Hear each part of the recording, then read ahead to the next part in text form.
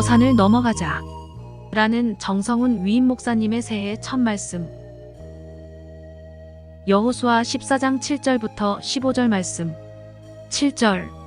내 나이 40세에 여호와의 종 모세가 가데스 바네아에서 나를 보내어 이 땅을 정탐하게 하였으므로 내가 성실한 마음으로 그에게 보고하였고.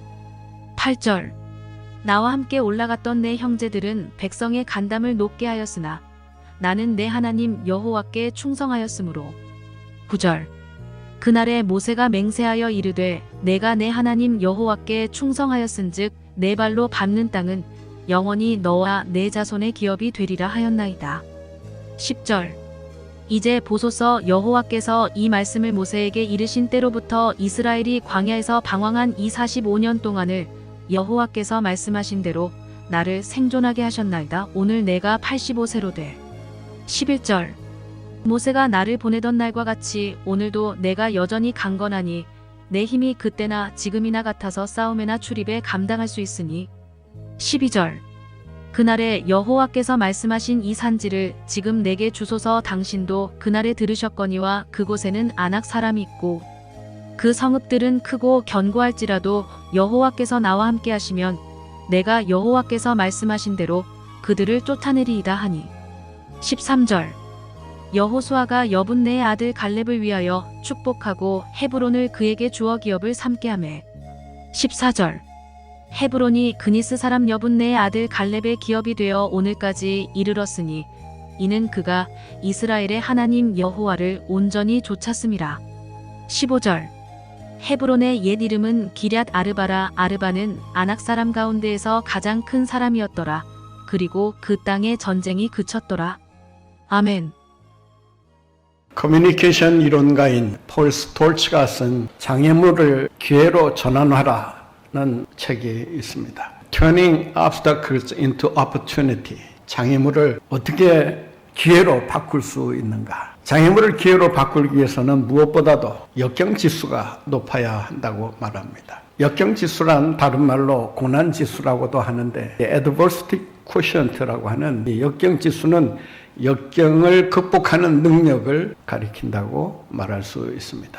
지성과 감성이 아무리 뛰어나다 할지라도 역경 지수가 부족하면 실패할 확률이 그만큼 커진다라고 하는 것입니다. 많은 사업가들이 큰 꿈을 갖고 사업을 시작하지만 중도에 포기하고 그만두는 이유가 있다고 합니다. 그것은 자금 부족도 문제가 되겠고 또 사람이 없어서 문제가 될 수도 있겠고 하지만 가장 문제가 되는 것은 그 사업하는 사람의 역경 지수가 현저히 낮다라고 하는 것입니다. 역경을 돌파해 나갈 수 있는 저력, 내공의 힘이 있을 때 그 사람은 그 역경을 딛고 승리할 확률이 훨씬 커진다라고 할 수 있을 것입니다. 우리 인생살이는 녹록지가 않다는 말을 합니다. 그만큼 역경과 시련이 언제 어느 때 불어닥칠지 모르는 그런 불확실한 인생이기 때문입니다. 이런 인생을 성공적으로 살아가기 위해서는 우리가 직면하는 시련과 역경을 잘 극복하고 넘어갈 수 있는 역경지수를 키워야 한다는 것입니다. 고난지수가 강한 사람일수록 고난을 통과하면서 더 빛나는 인생을 살아가게 됩니다. 역경지수를 어떻게 받아들이느냐를 보면 세 종류의 사람으로 분류할 수 있다고 말합니다. 첫 번째 유형은 포기하는 사람, 퀴터라고 합니다. 퀴이라고 하는 단어는 중단한다, 그만둔다는 말인데 무엇을 해도 조금만 어려움이 닥치고 힘들고 괴로우면 때려치우는, 포기해버리는 이런 사람을 가리킨다고 할 수 있습니다. 실패가 두려운 나머지 시도할 생각조차 하지 못한 채 도망가기에 급급해하는 이런 사람을 퀴터라고 말할 수 있습니다. 두 번째 유형은 캠퍼라고 합니다. 이 캠퍼라고 하는 말은 이 캠핑하는 사람을 가리키는 말인데 이 캠핑하듯이 현실에 안주하면서 더 나은 발전을 도모하기는커녕 그저 현실 안주에 급급하는 그런 삶을 살아간다고 합니다. 퀴터처럼 포기하거나 중단하지는 않지만 더 나은 미래를 향해서 도전하지 못한 채 살아가는 그런 현실 위주형의 사람을 가리킨다고 할 수 있을 것입니다. 세 번째는 어떤 역경이 불어닥친다 해도 그 역경을 뚫고 나가는 등반가형, 클라이머 유형이 있다고 합니다. 캠퍼형의 사람은 50%에서 60%, 70%까지 해당이 된다고 합니다. 반면에 이 클라이머 유형은 소수만이 이런 유형을 가지고 살아가는데, 이 클라이머 유형이 이런 유형을 가진 사람은 어떤 일을 해도 남보다 더 열심히 한 목표를 향해서 힘차게 나아간다고 하는 것입니다. 여러분은 어떤 유형의 사람입니까? 포기하는 사람입니까? 아니면은 현실 위주형의 그런 캠퍼형 사람입니까? 아니면 높은 산을 기어서라도 정상을 향해 올라가고자 애쓰는 이 클라이머형의 사람입니까? 이 셋 중에 어느 누가 인생을 성공적으로 살아갈 수 있을까요?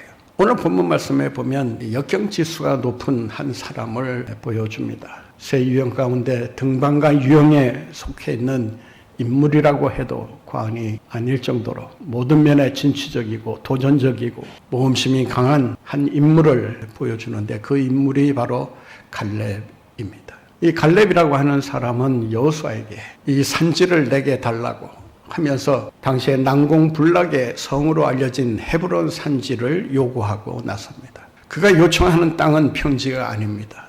쉽게 정복할 수 있는 땅이 아닙니다. 누구나 들어가서 차지할 수 있는 그런 땅이 아니라고 하는 것입니다. 그가 지금 요구하고 있는 땅이 어떠한 땅인지 12절 말씀을 통해서 우리가 그 땅의 형세를 살펴볼 수가 있습니다.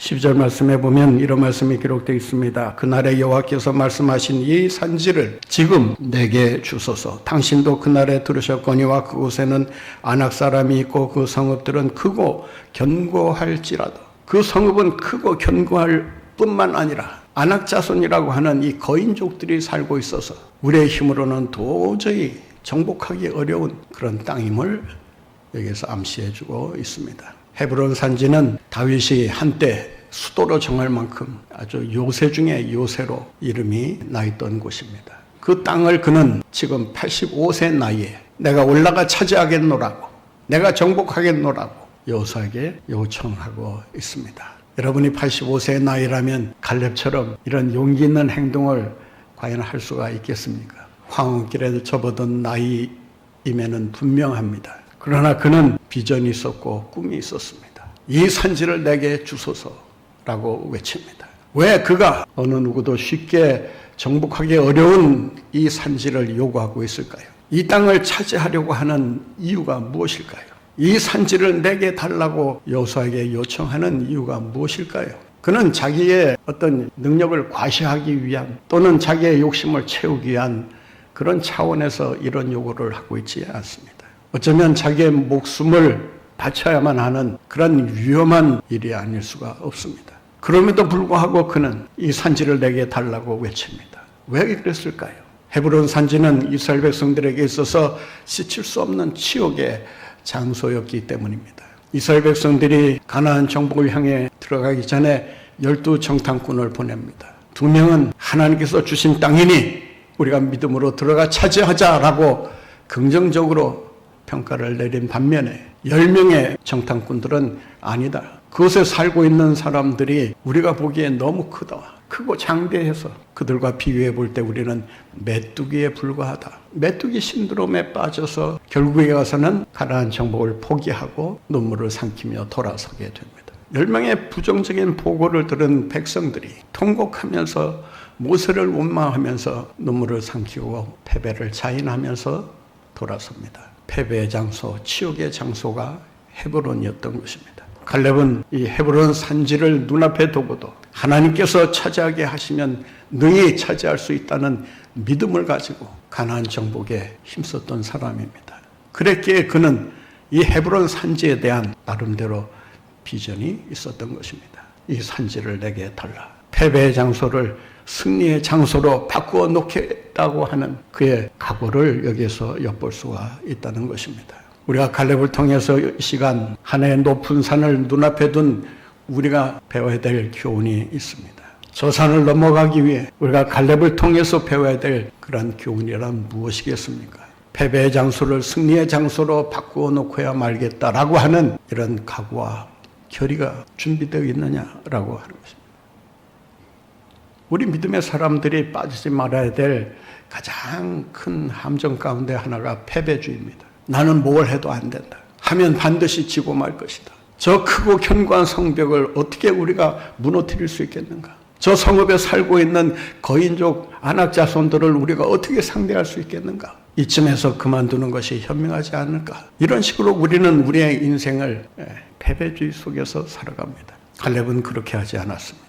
갈렙은 패배의 삶을 승리의 삶으로 바꿔놓겠다는 이런 일념을 가지고 헤브론 산지를 요구하고 있는 것입니다. 더 이상 수치를 당하지 않겠다라고 하는 이 갈렙의 이런 결의에 찬 모습을 여기서 발견할 수가 있습니다. 사랑하는 성도 여러분, 이 한 해를 어떻게 시작하려고 하십니까? 지금까지가 패배의 삶이었다면 이제부터는 올 한 해부터는 패배의 삶이 아니라 승리의 삶으로 바뀌어지는 이러한 놀라운 은혜와 축복이 여러분 모두와 함께 하시기를 바랍니다.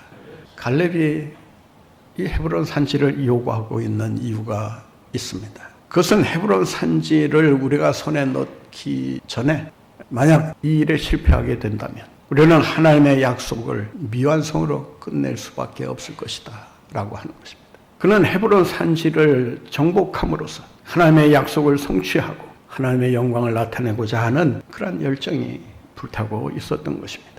그는 자기의 욕망을 성취하기 위해서 지금 헤브론 산지를 요구하고 있는 것이 아닙니다. 그는 하나님의 약속 성취라고 하는 보다 더 높은 차원을 생각하면서 하나님께 영광을 돌리고자 했던 것입니다.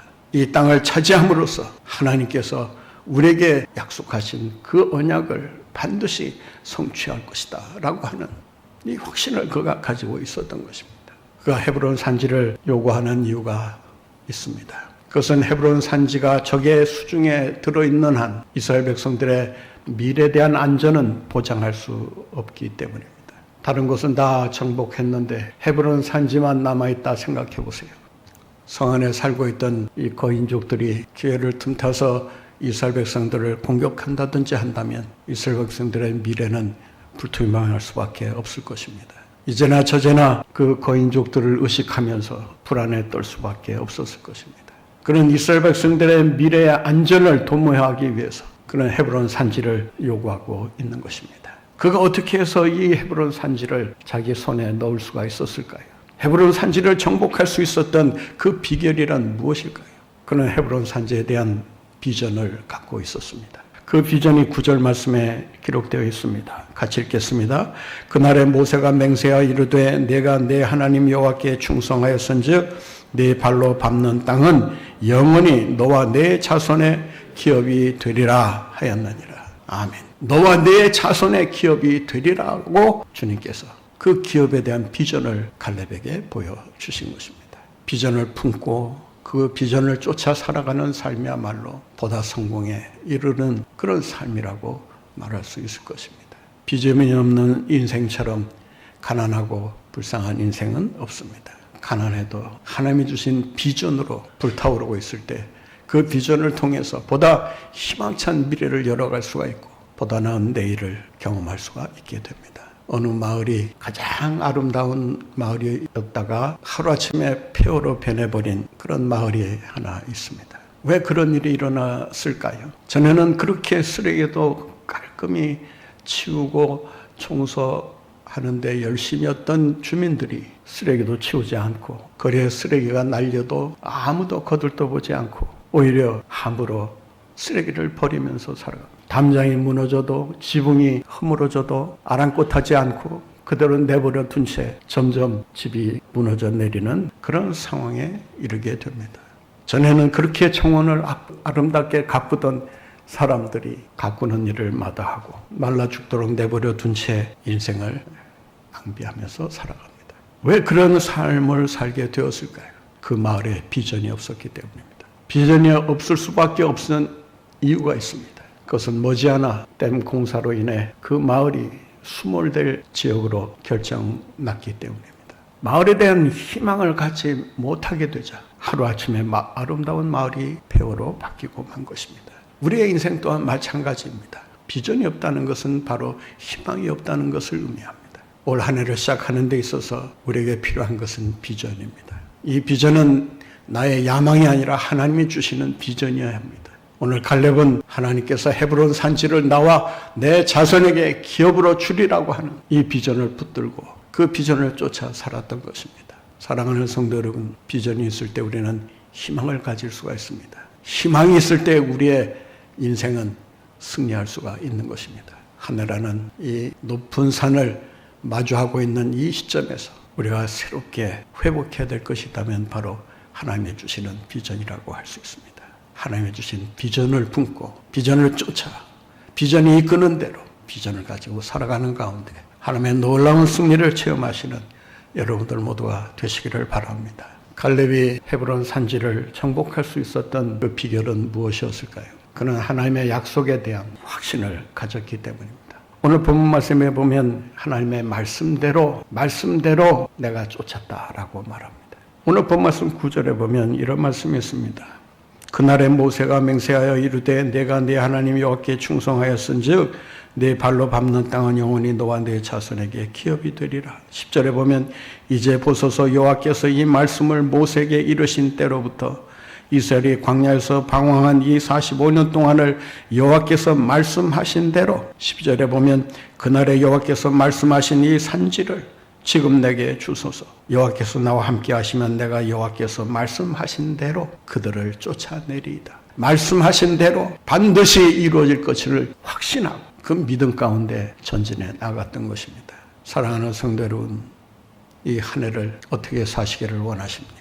자신의 욕망대로 살기를 원하십니까? 자신의 과거의 경험대로 살기를 원하십니까? 아니면 지금까지 살아온 방식대로 살아가기를 원하십니까? 아니면 지금까지 익숙해 있는 자기의 습관을 따라 살기를 원하십니까? 여러분, 이 한 해를 승리하기 위해서는 주님이 말씀하신 언약대로 반드시 이루어질 것을 믿고 확신 가운데 살아가야 하는 것입니다. 말씀대로 이루어질 것을 확신할 때 하나님께서 그 말씀대로 모든 일을 이루시는 줄로 믿습니다. 하나님의 말씀 따라 살아가는 삶이야말로 진정 복된 삶이요 성공하는 삶인 것을 우리가 다시 한번 기억하고 이 하나의 높은 산을 내 방식대로 오르려고 하지 말고 내 방식대로 넘어가려고 하지 말고 말씀대로 순종하며 나아갈 때 하나님께서 반드시 이 새라는 높은 산을 넘어가게 하실 뿐만 아니라 누구도 정복하기 어려울 그런 헤브론 산지를 여러분에게 기업으로 주실 줄로 믿습니다. 갈렙이 헤브론 산지를 정복할 수 있었던 또 하나의 비결이 있습니다. 그것은 하나님에 대한 전적인 믿음이었습니다. 그는 이렇게 자기가 주님을 쫓아노라고 고백하고 있습니다. 본 말씀 함께 보겠습니다. 8절입니다. 나와 함께 올라갔던 내 형제들은 백성의 간담을 높게 하였으나 나는 내 하나님 여호와께 어떻게 했다고요? 충성하였으므로 9절에 보면 그날에 모세가 맹세하여 이르되 내가 내 하나님 여호와께 충성하였은즉 그는 하나님께 전적으로 충성했다라고 말합니다. 여기서 충성이라고 하는 말은 전적으로 신실하게 의뢰하면서 신뢰하면서 살았다는 것입니다. 하나님의 함께 하시면 능히 이길 수 있다라고 하는 이 믿음이 그에게 있었던 것입니다. 그래서 12절에 이렇게 말합니다. 여호와께서 나와 함께 하시면 내가 여호와께서 말씀하신 대로 그들을 쫓아내리이다. 여호와께서 나와 함께 하시면 이 불안의 시대를 살아가는 우리들에게 있어서 가장 힘이 되는 말씀이 있다면 여호와께서 함께 하신다는 말씀이라고 할 수 있습니다. 주님께서 함께 하시면 결코 두려워할 일이 일어나지 않을 줄로 믿습니다. 놀랄 일이 없을 줄로 믿습니다. 하나님이 함께 하시면 불가능을 가능케 하실 줄로 믿습니다. 갈렙은 이 사실을 깨달았던 것입니다. 그는 평생 하나님을 전적으로 신뢰하고 따르는 가운데 하나님이 함께 하시면 능히 이길 수 있다는, 승리할 수 있다는 이런 믿음을 가지고 있었던 것입니다. 그는 아낙 자손보다 더 크고 강하신 하나님을 바라보았던 것입니다. 그 하나님이 여러분의 하나님이신 줄로 믿으시기 바랍니다. 그 하나님이 여러분 오른편에 서서 여러분들을 지켜주시는 줄로 믿습니다. 여러분의 가는 길 우리 주님께서 함께 동행하시며 승리의 길로 이끌어 주실 줄로 믿습니다. 이러한 은혜가 한 해를 시작하는 여러분의 삶 가운데 늘 충만하시기를 주님의 이름으로 축원합니다.